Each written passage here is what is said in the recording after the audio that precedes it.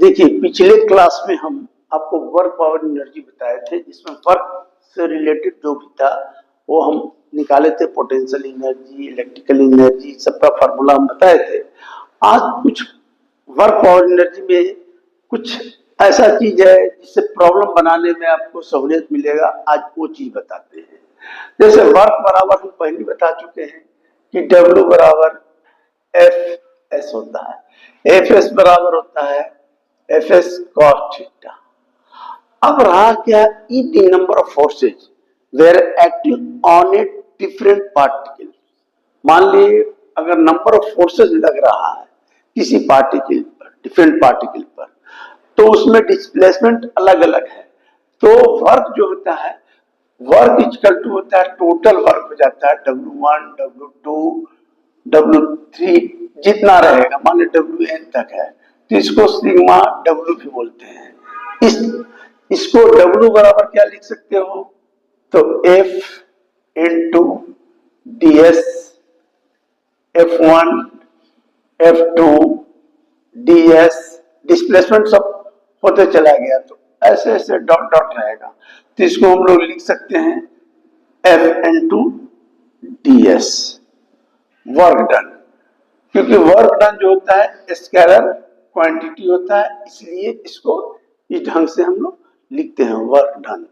और यही सवाल कि work done if the number of forces were act on a body in a state of static, static के case में, statics हो या इन डायनेमिक्स, या तो मोशन है, और बॉडी इज अंडर इक्विलिब्रियम।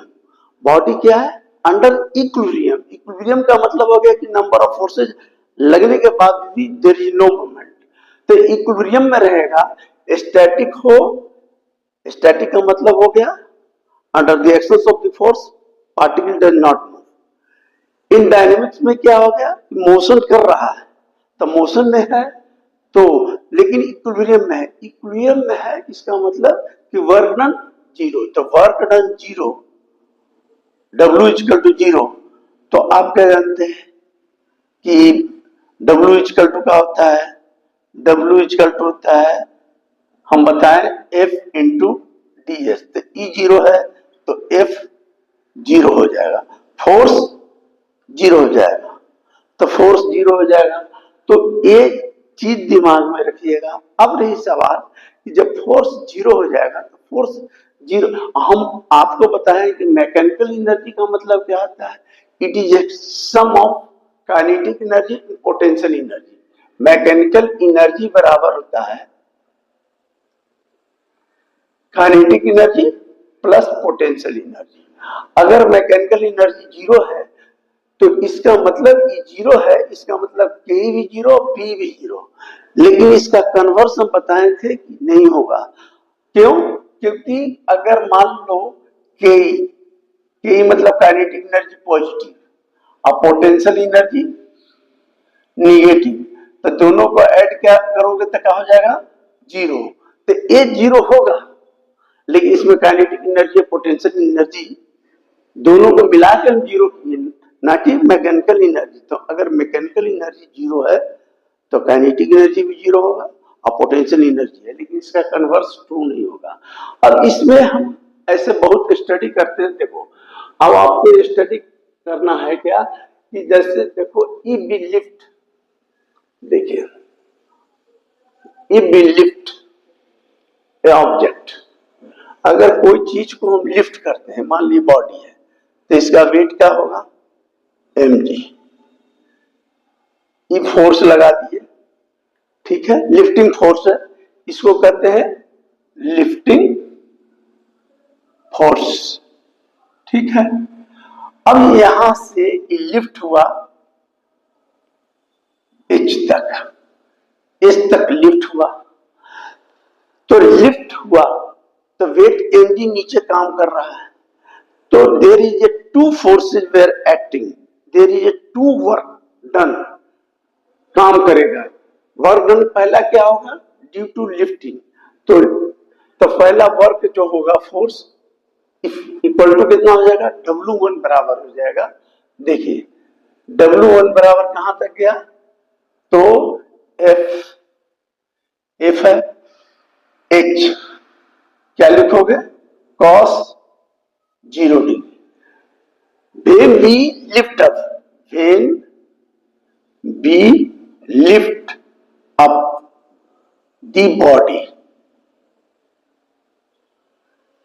तो रिएक्शन जो होगा एफ W1 बराबर एफ एच कॉस 0 डिग्री हो गया।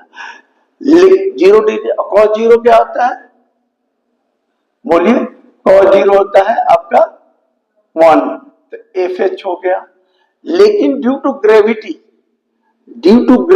वेट नीचे काम कर रहा है, तो due to gravity work has to be done, तो ग्रेविटी के चलते जो वर्क डन होगा वो क्या होगा, तो आप सोचिए कि W2, तो W2 क्या हो गया, तो W2 हो गया क्या, तो देखिए ये नीचे काम कर रहा है, तो mg, ठीक है, mg h cos 180, cos 180 क्या होगा, क्योंकि जो ऊपर काम कर रहा है तो ग्रेविटी नीचे काम कर रहा है, तो क्या होगा, एंगल कितना होगा, एक ऊपर देखिए ऊपर 0 डिग्री और नीचे काम कर रहा है तो क्या हो गया 180 तक।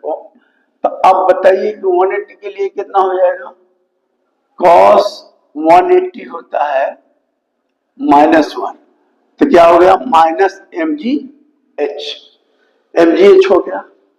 अब mg h हो गया, तो नेट वर्क डन क्या हो गया, तो देखिए नेट वर्क डन mgh, ठीक है, नेट वर्क डन हो गया।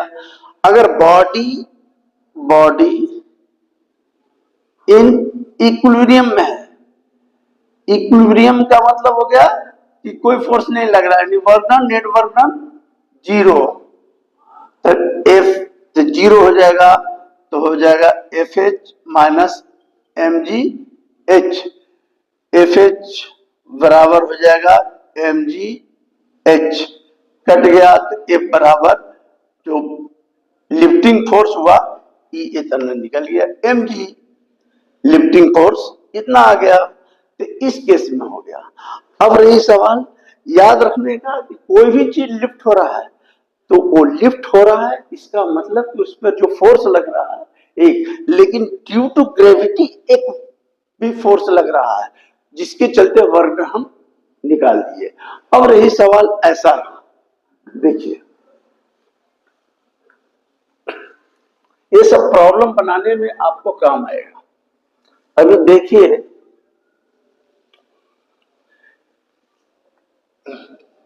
ये ब्लॉक है, ये वेट mg है, ये क्या हो गया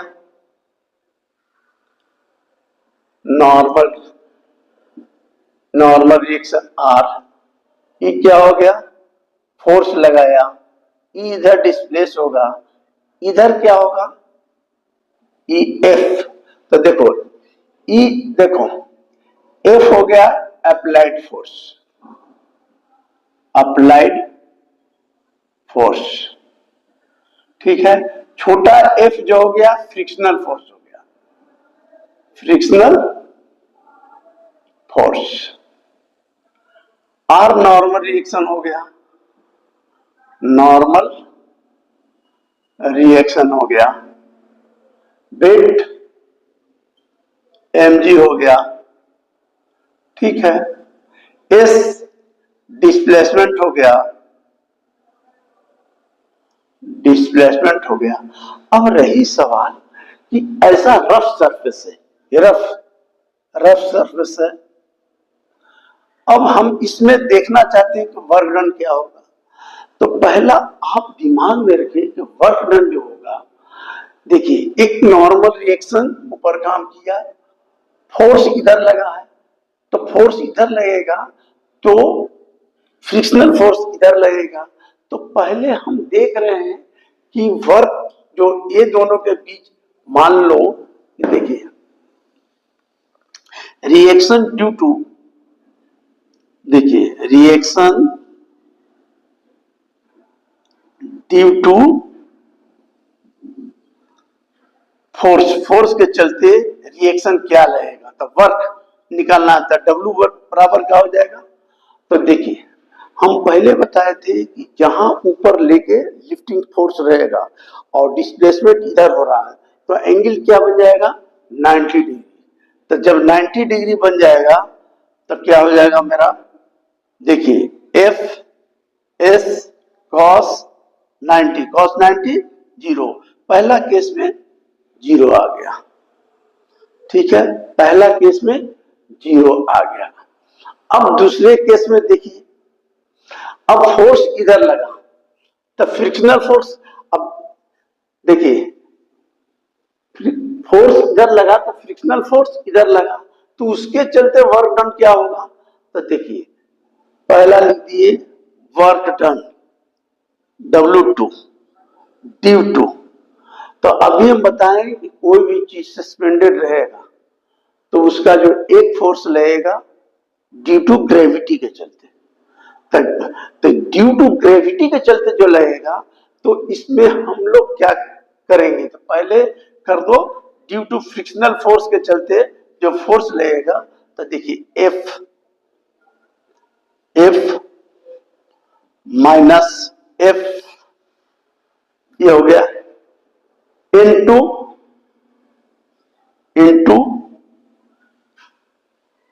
क्या लिखेंगे, मान लो एस डिस्प्लेसमेंट हुआ तो क्या हो जाएगा, चाहे एक एक करके लिख लो, सबसे अच्छा रहेगा एक एक करके लिख लो, एक एक करके लिख लो। तो एफ हो गया एस कॉस 0 डिग्री, इस फोर्स लगा तो हम लोग क्या जानते हैं एफ एस कॉस 0 डिग्री। अब 0 डिग्री लग गया तो कॉस 0 डिग्री 1 हो गया तो ई एफ हो गया, अप्लाइड फोर्स लगा। अब इसके विरुद्ध फ्रिक्शनल फोर्स लिखे तो फ्रिक्शनल फोर्स क्या होगा, तो फ्रिक्शनल फोर्स को लिख दो एफ इंटू एस ईबी, लेकिन एंगल क्या होगा, एक इधर गया तो frictional force always act in the opposite direction, तो इसका एंगल कितना हो जाएगा cos 180, और cos 180 बराबर क्या होता है माइनस, देखिए cos 180 बराबर होता है माइनस, तो क्या होगा माइनस एफ एस, ये हो गया। तो तीन तरह के फोर्स लगा, एक W1 लगा, एक W2 लगा, एक W, तो टोटल वर्क डन क्या कर दिए, तो वर्क डन बराबर हो गया W1 plus W2 plus W3, तो W1 जीरो था क्योंकि ये दोनों के बीच 90 डिग्री था, ये जीरो था, ए फोर्स क्या निकला एफ एस, और ई फोर्स क्या निकला माइनस एफ एस, ये हो गया इक्वल टू W, तो W बराबर हो गया F S minus F S, S common ले लो तो F minus F frictional force है W। अब कहता है if A body in equilibrium, if a body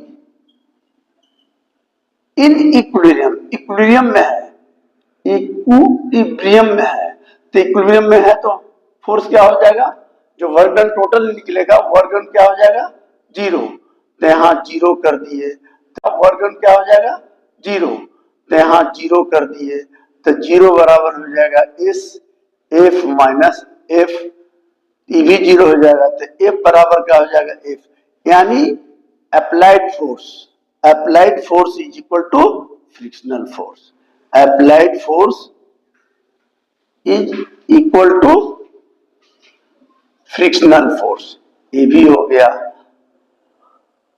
frictional force.